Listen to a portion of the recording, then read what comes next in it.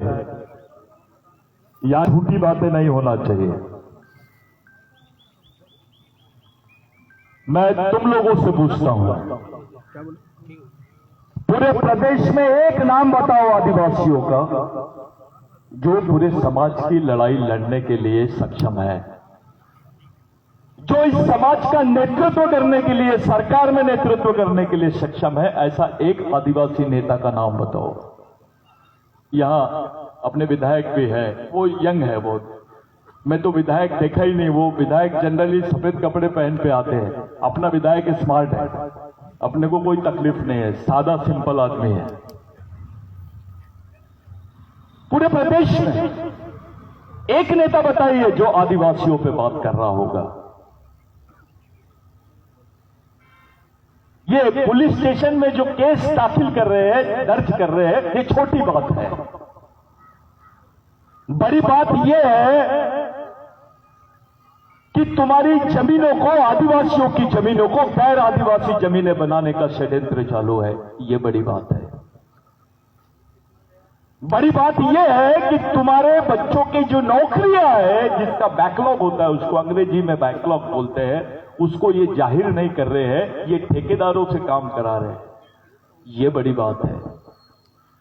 बड़ी बात यह है कि आदिवासियों से बिगर पूछे यहां डैम बनाने की बात करते हैं, उनको विस्थापित कर रहे हैं। उनके चिल्लाने के बावजूद उनको नहीं सुना जाता है और सब खामोश रहते हैं। हमारे लोगों को डराया जाता है। यह बड़ी बात है। कोई ताली नहीं बजाएगा। मैं भाषण करने नहीं आया हूं, बात करने आया हूं।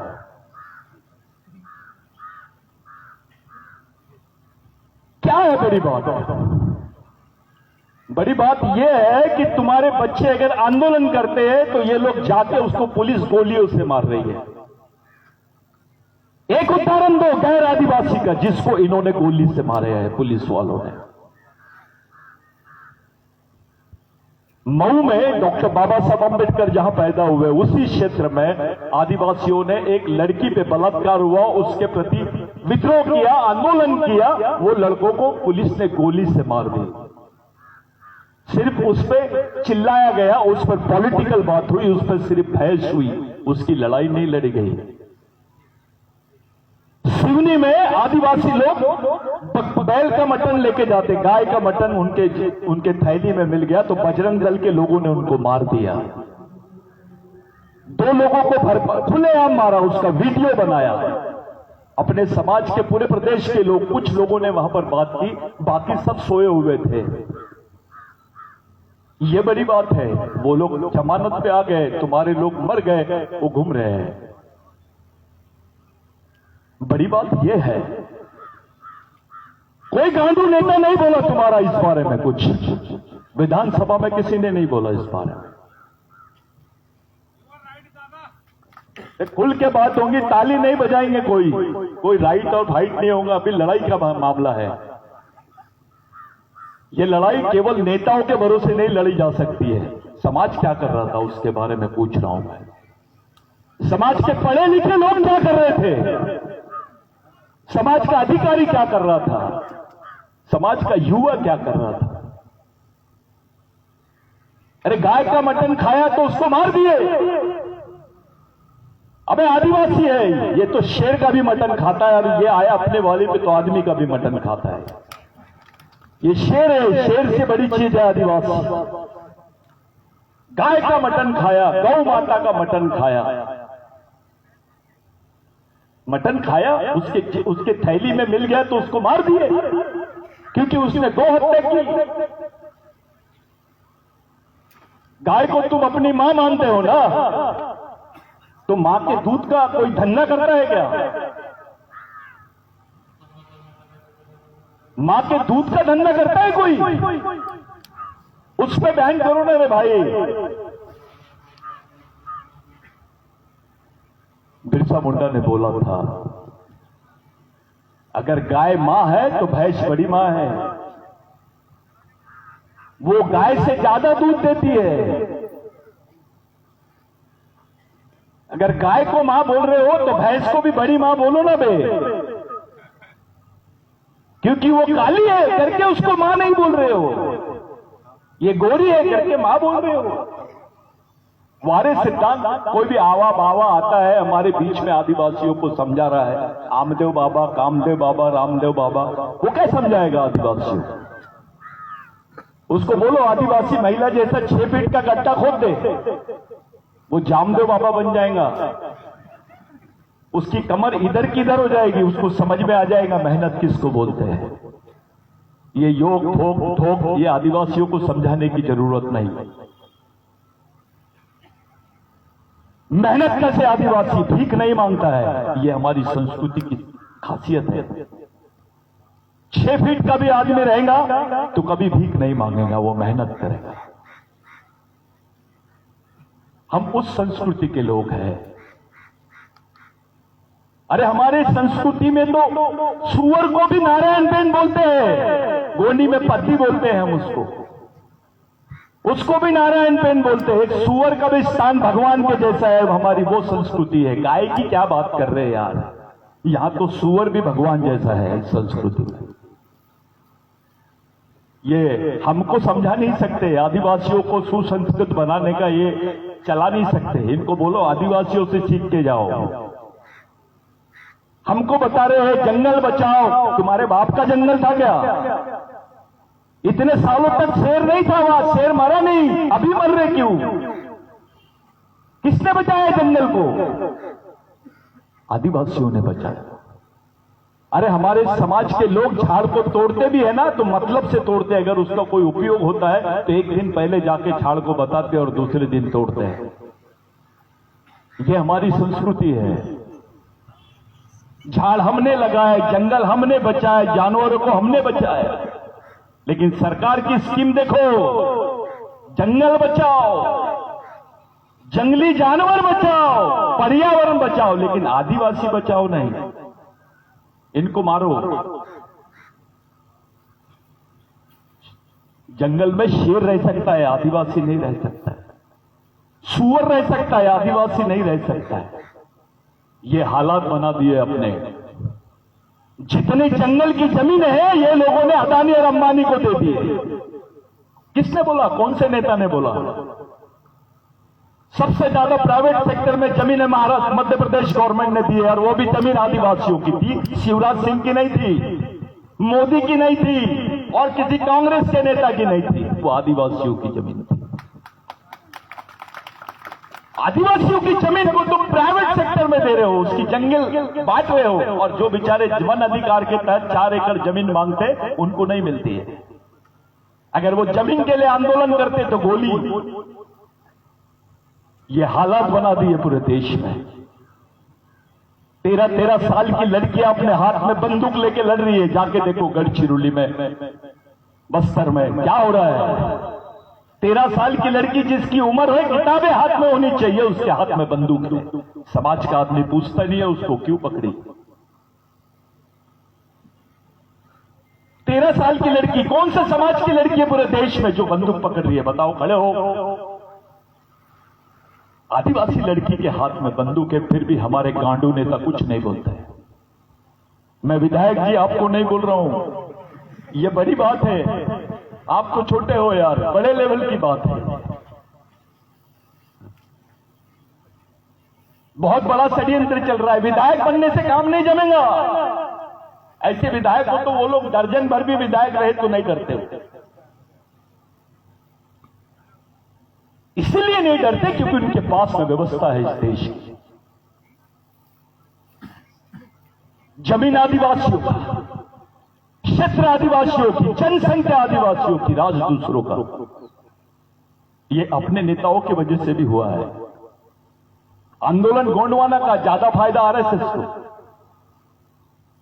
क्यों? उसमें भी हमारे समाज के बुद्धिजीवी, फिर प्रधान आंदूर, फिर पाड़ा लांदूर, फिर कोयतोर आंदूर, फिर भील आंदूर, फिर कोरकू आंदूर।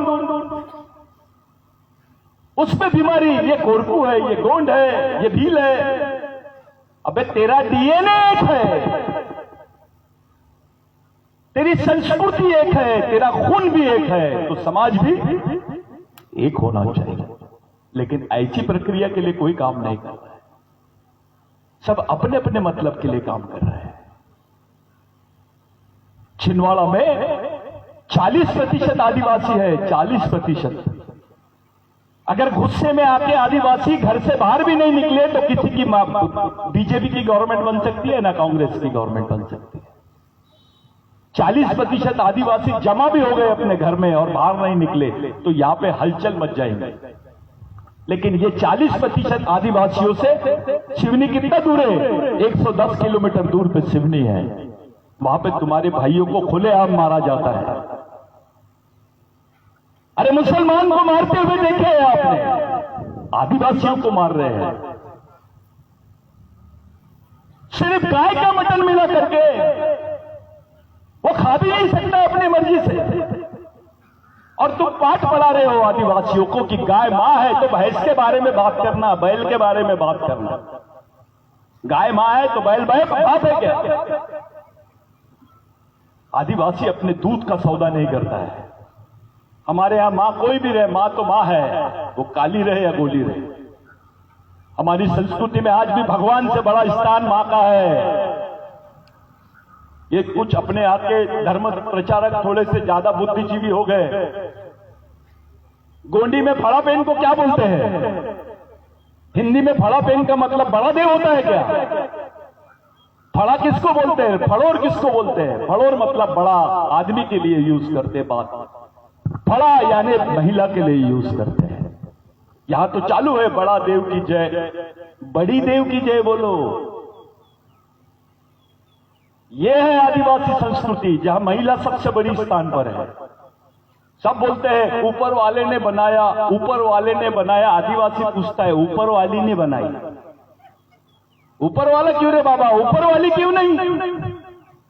यह संस्कृति है। दुनिया के जितने भी धर्म हैं वो पुरुषों ने बनाए हैं, चाहे बौद्ध धर्म हो, इस्लाम हो, हिंदू धर्म हो, क्रिश्चियन धर्म हो, ये पुरुषों ने बनाया है। लेकिन आदिवासी संस्कृति का निर्माण महिलाओं ने किया है। यह कृषि प्रधान संस्कृति है। हम लोग कृषि को मानते हैं। ये देश कृषि प्रधान है, या मेहनत कश लोग हैं। पहली साइंटिस्ट है आदिवासी महिला जिसने जमीन से चावल उगा के बताई। वो भारत माता है, काल्पनिक भारत माता नहीं है। ओरिजिनल भारत माता आदिवासी महिला है, जो इस देश की पहली संस्कृति की मालिक है। आप लोगों को तो बड़ा अलग बता दिया जाता है। वास्तविकता क्या है? हमारी संस्कृति की निर्माता महिला है, मां है।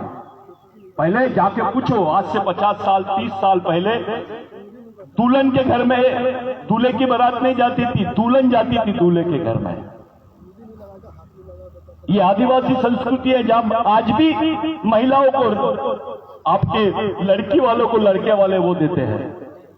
ये है आदिवासी संस्कृति।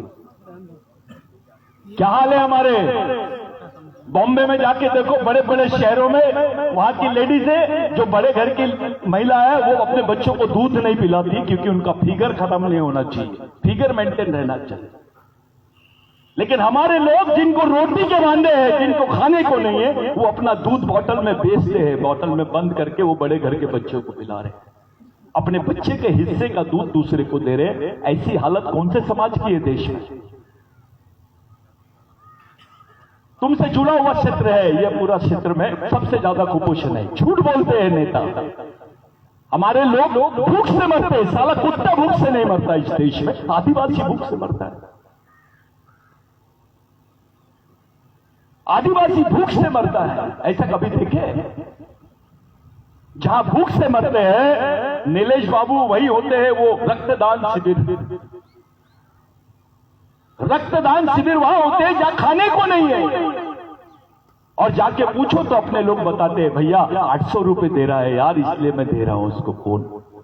तो खून क्यों बेच रहा भाई? काम ही नहीं है मेरे हाथों में, कहां जाऊं मैं? पानी नहीं आया है, खेत नहीं है, मजदूरी नहीं है, मैं क्या करूं? ये 800 रुपए खून बेचकर अपने बच्चों के लिए राशन लाते हैं वो लोग। आज ऐसी हालत आदिवासी समाज की है। एक आदिवासी आदमी दिन में कम से कम 4 रुपए 40 पैसे कमाता है। छिंदवाड़ा का आखिरी आदिवासी आदमी की रोज की कमाई 4 रुपए 40 पैसे।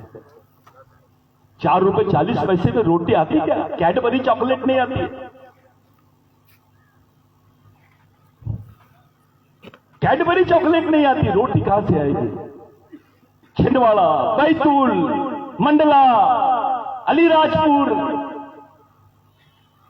उधर बड़वानी, ये यहाँ के जो लोग हैं आदिवासी लोग, ये दूसरे क्षेत्रों में जाके 10-10 एकड़ जमीन है, फिर भी जाके नागपुर में बाकी शहरों में जाके मजदूरी कर रहे हैं। ये सच्चाई है। हर एक घर के बाहर में दूसरा घर आदिवासियों का मजदूर होता है। इस प्रदेश में एक आदमी के बाद दूसरा आदमी मजदूर है, और वो जो मजदूर है वो कोई दूसरा नहीं, आदिवासी। मध्य प्रदेश को मजदूरों की मंडी बोलते हैं। क्या बोलते हैं? मंडी। यहां से मजदूर लेके जाते हैं दूसरे प्रदेश में काम करने के लिए। ऐसी अवस्था कौन से समाज की है? कौन से समाज की है? साला पुलिस वाला भी आदिवासी और नक्सलवादी भी आदिवासी। गोली किधर से भी चलेगा, मरेगा कौन? आदिवासी। ये हालत है हमारे। हम लोग हर जगह अगरबत्ती लगाने में लगे हुए हैं। अबे लड़ाई के मैदान में अगरबत्ती लगाएगा तो बचेगा कि मरेगा? अब तो लड़ाई शुरू हो गई है। आदिवासियों के क्षेत्र में अभी पुलिस नहीं है, आर्मी लगाया इन्होंने, सेना लगाया।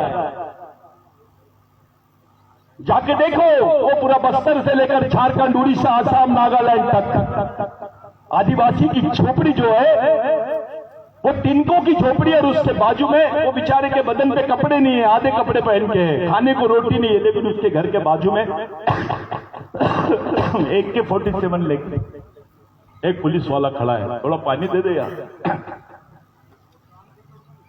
AK-47 बंदूक लेके पुलिस वाला खड़ा है। क्या कर रहा है वो?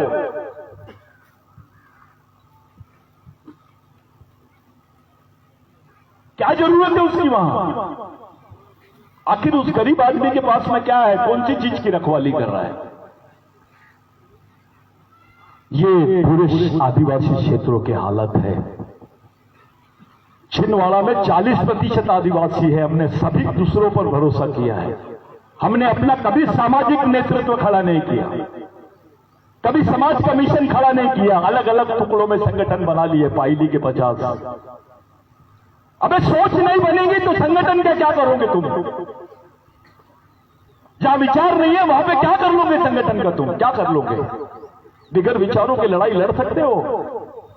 जब सड़क से हमारी मां बहनें जाती है ना, तो दूसरे बोलते हैं ये तो आदिवासी है, इसके साथ कुछ भी कर ले, इसके समाज के लोग गांडू है। क्योंकि ये समाज इकट्ठा नहीं है, ये संगठित नहीं है, ये कुछ नहीं कर सकता है। इस देश में हर 4 घंटे के बाद में जिस महिला का बलात्कार होता है उसमें पहला नाम आदिवासियों का होता है। ये रिपोर्ट है, मैं नहीं बोल रहा हूं। ये हालत है हमारे समाज के। धीरे धीरे धीरे धीरे आदिवासियों की जमीन पर कब्जा हो रहा है।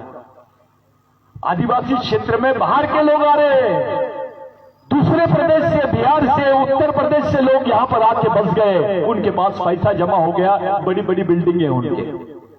लेकिन जो यहां का मूल मालिक है आदिवासी, उसके पास झोपड़ी है और वो दूसरे प्रदेश में जाके बेचारा मजदूरी कर रहा है। ये हालात के लिए कौन जवाबदार है? कौन सा समाज का संगठन इसके बारे में सोच रहा है गंभीरता से? बोलने के लिए नहीं होता है हमारा संगठन है, ऐसा नहीं है। विचारों का संगठन होना चाहिए, विचारों का संगठन होना चाहिए। विचारों की लड़ाई तुमको लड़ना पड़ेगा, नहीं तो मारे जाओगे। पहले तुमको मूल निवासी बोलते थे, फिर आदिवासी बोलने लग गए, अब तुमको वनवासी बोल रहे आरएसएस के लोग। 5 साल बाद स्वर्गवासी बोलेंगे। खत्म। ये कौन सी सोच है भाई? क्यों डर रहे हैं आदिवासियों को आदिवासी बोलने के लिए? देश का प्रधानमंत्री भी खुले दिल से आदिवासी को आदिवासी नहीं बोलता। अब तो आदिवासी राष्ट्रपति है इस देश की, इससे बड़ा कोई पद है क्या? राष्ट्रपति पद से कोई बड़ा पद है? उसके बावजूद तुमको आदिवासी मान्यता नहीं मिल रही इस देश में। जो आंदोलन चला रहे ना गोंडवाना का, उनको मैं बताना चाहता हूं, मैं भी गोंड हूं, मेरे को भी मेरी भाषा आती है, मेरी संस्कृति आती है, लेकिन पहले समझ लो, राष्ट्रपति भी नहीं बोलती है तुमको भाषण से आदिवासी। सरकार बोल दी है, यूनाइटेड नेशंस में, संयुक्त राष्ट्र संघ में भारत सरकार का हलफनामा 1993 में गया कि भारत में आदिवासी नहीं रहते हैं। भारत में आदिवासी नहीं रहते, उसका दूसरा मतलब है आदिवासी भारत के नागरिक नहीं है। ये कितना खतरनाक काम चालू है तुम्हारे खिलाफ में, थोड़ा सोचो, थोड़ा सोचो। यही भारत सरकार ने हलफनामा दिया कि नहीं, संस्कृत देश की पहली भाषा है। अरे जिस संस्कृत को 2 लाख लोग नहीं बात करते उसको पहली भाषा, गोंडी भाषा का क्या है? जिसको करोड़ों लोग बोलते हैं वो भिल्ली भाषा का क्या है? मुंडारी भाषा का क्या है? आदिवासी भाषा का क्या है? हमारी भाषा को मान्यता भी नहीं मिली, वो राष्ट्रीय भाषा बना दी है। अगर यहां का संस्कृत भाषा पहली भाषा है तो पहला आदमी तो ब्राह्मण भाई हो गया, आदिवासी कहां है? ओबीसी, एससी ये तो गए, खत्म हो गई, ये वेटिंग लिस्ट में है। देश में क्या चल रहा है उसके बारे में सोचना पड़ेगा। हमारे समाज के साथ कौन सा षड्यंत्र चल रहा है उसके बारे में सोचना पड़ेगा। हमारी आने वाली पीढ़ी जिंदा कैसे रहेंगी उसके बारे में सोचना पड़ेगा। अरे इस देश में महिला साफ करते, संडास साफ करते, उसको सरकारी नौकरी का दर्जा है, लेकिन गड्ढे खोदने के काम को सरकारी नौकरी का दर्जा है क्या? तुम्हारा आदिवासी समाज, 70% आदिवासी समाज गड्ढे खोदने का और मजदूरी का काम करता है। अब तो गड्ढे खोदने की भी मशीन निकल गई है, वो भी काम नहीं मिलेगा, तो तुम जिंदा कैसे रहोगे? काम ही नहीं रहेगा तो जिंदा कैसे रहोगे? इसके बारे में बात करो, चलो इस पे चर्चा करो। कौन सी पार्टी तुम्हारे बारे में बात कर रही है, थोड़ा बताइए। कोई भी पार्टी रहे वो खुल के आदिवासियों का सपोर्ट नहीं करती है, सब आदिवासियों का उपयोग कर रहे हैं। हमको समझना पड़ेगा कि हमारे समाज को कैसे बचाए। अरे नेता कोई भी हारे, नेता कोई भी जीते, पार्टी कोई भी हारे, पार्टी कोई भी जीते, आदिवासी नहीं हारना चाहिए, बस ये ध्यान में रखो। तुम्हारे पास समय नहीं है, ये देश को आदिवासी मुक्त भारत बनाने की बात कर रहे हैं, इसको हिंदू राष्ट्र बनाना चाहते हैं। मैं हिंदू राष्ट्र का मतलब क्या होता है? आदिवासी मुक्त भारत, आदिवासियों के बगैर भारत। जब तक आदिवासी जिंदा है इस देश का 7/12 आदिवासियों के नाम पर है, इसलिए यह देश हिंदू राष्ट्र नहीं हो सकता जब तक इस देश का मूल मालिक है आदिवासी।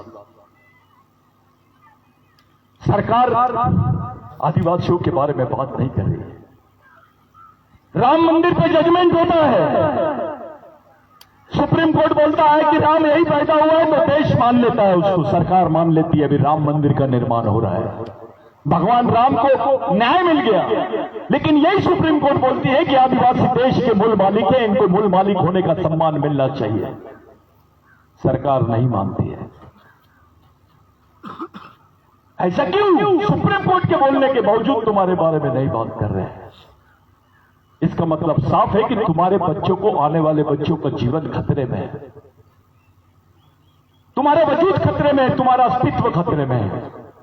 इसलिए तुमको आदिवासी नहीं बोल रहे ये लोग, तुमको वनवासी बोल रहे हैं। कांग्रेस के लोग भी दोगली चोपड़ी बातें करते हैं ये मसले पर, कोई दूसरे पार्टी के लोग भी दोगली चोपड़ी बातें करते हैं। खुल के कोई नहीं आ रहा इस लड़ाई में। साथियों, ये सामाजिक लड़ाई है। अगर कोई पार्टी साथ नहीं दे रही है, कोई नेता साथ नहीं दे रहा, कोई अधिकारी साथ नहीं दे रहा है, तो हमारी जरूरत है कि हम एक जगह आ जाए और ये गांडूगिरी को छोड़े, ईमानदारी से समाज के साथ, ईमानदारी और समझदारी के साथ खड़े रहे। समाज का मिशन चला है। मिशन का मतलब क्या होता है? ये पंखा देख रहे हो आप, ये पंखा ऑक्सीजन देता है, उसमें करंट जाता है, ऑक्सीजन देता है, वो घूमता है। यानी निर्जीव वस्तु को मशीन लगा दिए तो वो सजीव हो जाती है। वैसे समाज को मिशन अगर जोड़ दिए तो समाज जिंदा हो जाता है। मशीन की जगह मिशन लगाना पड़ता है। आप तो काम ही नहीं करते। समाज एक जगह कैसे आएगा, हमारे बच्चे तैयार कैसे होंगे, ये लड़कियां तैयार कैसे होंगी, इनके दिमाग को कैसे तैयार किया जाएगा, इसमें कैसा इनका पर्सनालिटी बनेगा, इसके बारे में कोई प्रोग्राम ही नहीं है। मैं आपसे पूछता हूं, ये किसकी जमीन है जिस पे कार्यक्रम हो रहा है? आपका है, यानी खुद की जमीन? नहीं, आपकी खुद की है?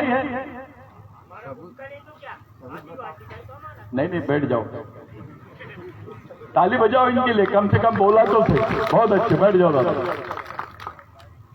ये समाज के नाम पे नहीं है जमीन, है क्या? हमारे समाज के पास खुद की जमीन नहीं है। जमीन का छोड़ो, रहने के लिए जमीन छोड़ो, मरने के लिए जमीन है। चलो, यहां जितने लोग हैं, छिंदवाड़ा में आदिवासियों का कब्रिस्तान कहां है बताओ?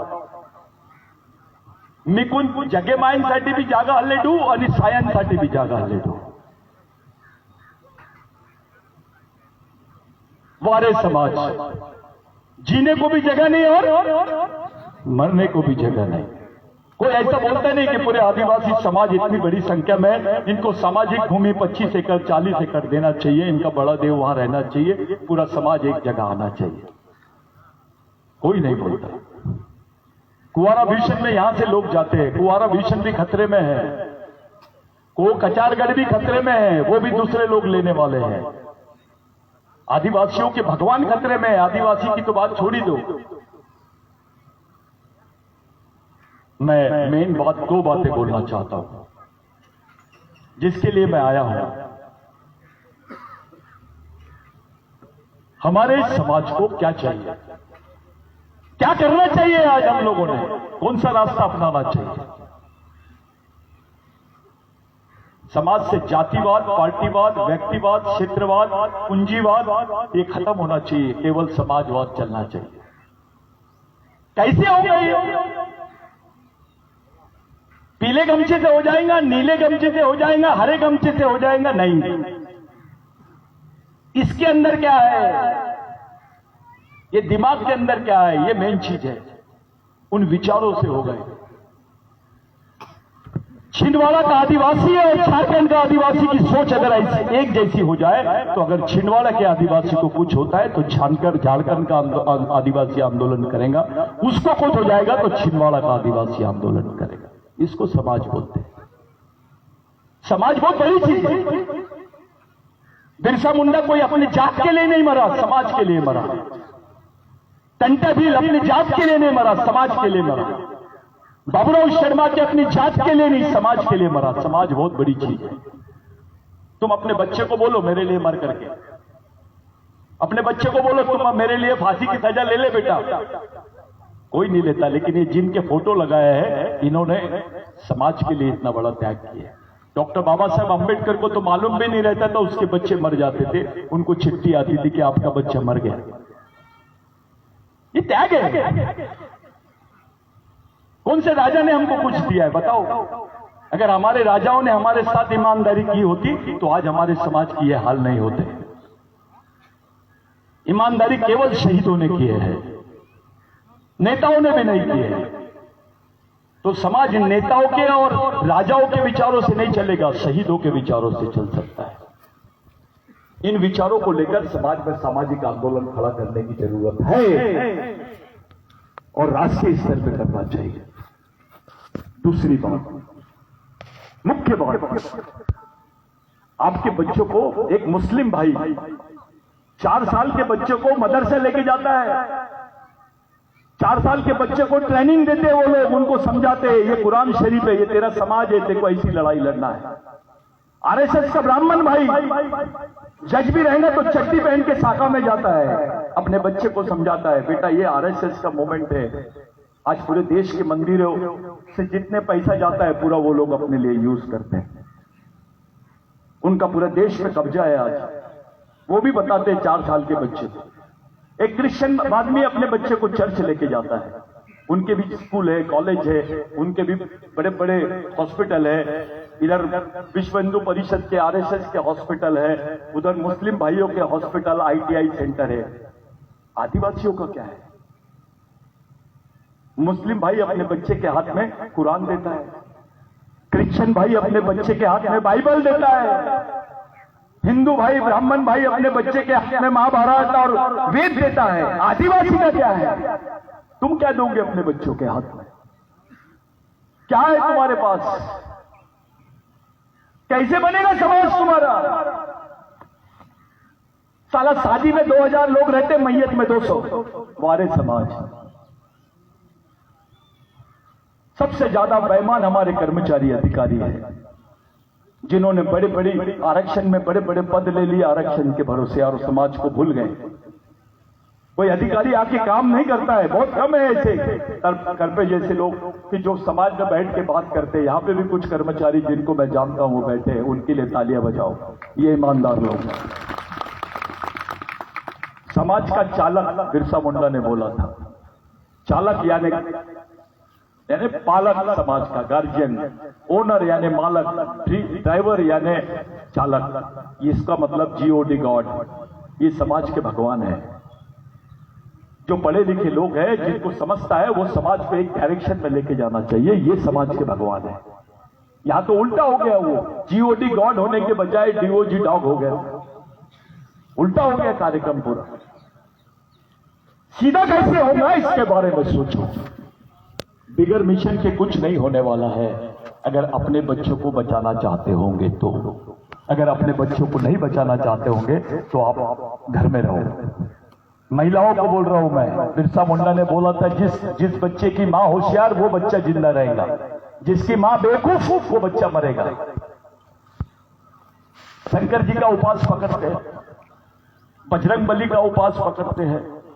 पंडित जी बोलता है मंगलवार को इधर जा, शुक्रवार को इधर जा, शनिवार को इधर जा। ऐसा लगता है पंडित जी भगवान से फोन पे बात करता है। ये बात समझ लो। इन सब चीजों से बाहर निकलो, अपने बच्चों के लिए जेल जाने की तैयारी रखो, अगर अपने बच्चों को जिंदा देखना चाहते हो तो। ये बिरसा मुंडा का फोटो ऐसे मत लगाओ, ये मामूली लोग नहीं है। बिरसा मुंडा तुम्हारे को जीना सिखाता है, लड़ना सिखाता है। जिस बिरसा मुंडा को तुम लोग याद कर रहे हो, उसका तुमसे क्या संबंध है, ये बता के मैं अपनी बात को रोक देता हूं। बहुत लोग बोलने वाले हैं। पहले मुट्ठी भर नमक के लिए आदिवासियों की जमीन लेते थे, एक बाल्टी पानी के लिए आदिवासियों की जमीन खींच लेते थे, उसका अंगूठा लगा लेते थे। उनको मालूम भी नहीं होता था, आदिवासी पढ़े लिखे नहीं थे, कहीं पर भी उनका अंगूठा जबरदस्ती लगा के उसकी जमीन को हथिया लेते थे। ये जब माहौल पूरे देश में था, तब बिरसा मुंडा ने एक लड़ाई शुरू की। वो लड़ाई पूरे देश में चली। उसी लड़ाई के भरोसे इस देश में अंग्रेज मजबूर हो गए और उन्होंने ब्रिटेन में जाके कानून बनाया 1898 में। उस कानून का नाम है लैंड एक्विजिशन एक्ट। उस कानून का नाम है भूमि संपादन अधिनियम, जिसमें लिखा हुआ था कि आदिवासी की जमीन गैर आदिवासी आदमी नहीं ले सकता है, और गैर आदिवासी तो क्या सरकार भी नहीं ले सकती है। ये कानून बिरसा मुंडा के आंदोलन की वजह से बना है। अगर ये कानून नहीं होता तो तुम्हारे पास 2 एकड़, 5 एकड़, 3 एकड़ जमीन नहीं होती। पहले नौकरियां नहीं थी, पहले जिंदा रहने के लिए केवल जमीन ही आखिरी अपने लिए रास्ता था। अगर वो आंदोलन उस 26 साल की उम्र में उसकी कुर्बानी नहीं होती, टंटे भील हमारे लिए नहीं मरता, बाबूराव शर्मा के हमारे लिए नहीं मरता, हमको ये सब चीजें देखने को नहीं मिलती। आप लोग बहुत अच्छे हैं, आपके बदन पे कपड़े हैं। मैं उन क्षेत्रों में जाता हूं जहां अपनी महिलाएं 1 साड़ी की 2 साड़ी करते हैं और पहनते हैं, बेचारे इतने गरीब हैं। आप लोग समझदार हैं। मेरे बोलने का मतलब यह था कि आप इस दिशा में सोचें, इस तरीके से सोचें। समाज के लिए सोचे। समाज सबसे बड़ी चीज है, भगवान से भी बड़ी चीज है समाज। तुम देख लो, अगर तुम्हारे पास से आदिवासी नाम का शब्द हटा दो बस, उसके बाद तुम क्या हो थोड़ा देख लो, समझ जाएगा तुमको। किसी भगवान ने जमीन दिया क्या तुमको? किसी राजा ने दिया? कौन से भगवान ने जमीन दिया तुमको? जिन्होंने तुमको जमीन दी है वो है ये लोग। तो इन लोगों ने हमारे लिए किया, ये हमारे सच्चे भगवान है। आप तमाम लोग आज के दिन बैठक में बैठे हैं, बहुत लोग बोलने वाले हैं। मेरी एक ही आप लोगों से विनती है, समाज के बारे में सोचो। ये समाज जिंदा कैसे रहेगा इसके बारे में सोचो। ये समाज एक जगह कैसे आएगा इसके बारे में सोचो।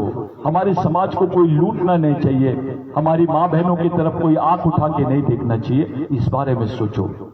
अपनी जल जमीन जंगल के बारे में सोचो। बिगर जल जमीन जंगल के आदमी जिंदा ही नहीं रह सकता है, ये हमारे पूर्वजों ने पहले ही सोच लिया था। ये रामदेव बाबा हमको नहीं समझा सकता है। ये 1 रुपए का आंवला आदिवासियों से लेता है और 100 रुपए का बेचता है। ये कोई राष्ट्रीय संत हो सकते हैं क्या? ये हमारे लिए नहीं है। हमारे मेन संत है महात्मा फुले, डॉक्टर अंबेडकर, बिरसा मुंडा, टंट्या भेल, तिलका मांझी, बाबूराव शर्मा के, रानी दुर्गावती, ये हमारे भगवान है। ईमानदारी से सोचो, समाज के साथ ईमानदारी से रहो, एक जगह आ जाओ, यही मेरी आप लोगों से विनती है। मैं आपके क्षेत्र में आया, किसी समय में प्रशिक्षण शिविर वगैरह रहेगा तो मैं जरूर आऊंगा। मेरा ज्यादा इंटरेस्ट पब्लिक में बोलने में नहीं है, अकेले में बोलने में ज्यादा मजा आता है, क्योंकि खुल के बात कर सकते हैं आप, चर्चा हो सकती है खुल के, बंद कमरे में। यह प्रक्रिया को जन्म दो, आदिवासियों को कोई ट्रेनिंग सेंटर बनाओ, यहां पर सामाजिक शिक्षा केंद्र बनाओ, ताकि अपने बच्चों को अपन तैयार कर सके, अपने आने वाली बच्चों को आगे बढ़ाए। अब बहुत बेवकूफ बना दिए अपने लोगों को, सब लोगों ने हमारा उपयोग कर लिया, अब हमको भी दूसरों का उपयोग करना आना चाहिए कि नहीं? ये आने वाले बच्चों के लिए सोचो। आप लोगों से मेरी विनती है भाइयों, हंसी मजाक तो होते रहेगा, नाच गाना भी चलते रहेगा, लेकिन अगर आप सीरियस नहीं रहोगे तो खत्म हो जाओगे, गंभीर नहीं रहोगे तो खत्म हो जाओगे। कोई नहीं बचाएगा तुमको, कोई बचाएगा नहीं, कोई नेता, कोई पार्टी और ऊपर से कोई भगवान भी आके नहीं बचाएगा तुमको। अगर खुद तुम समाज के बारे में नहीं सोचोगे, कोई दूसरा नहीं सोचेगा। समाज को बचाने की बात है, याद रखो, ये हमारी अंतिम पीढ़ी को बचाने के लिए लड़ी जाने वाली अंतिम लड़ाई है, और इस लड़ाई को किसी भी हाल में हमको जीतना है मेरे भाइयों। यही मेरी आप लोगों से हाथ जोड़ के, पैर पड़ के विनती है। कई जोड़ी किसी को प्रार्थना मंदा में से कि समाज ना पारे तो विचार केमटे, समाजनासाठी विचार केमटे मेट। जय बिरसा, जय आदिवासी।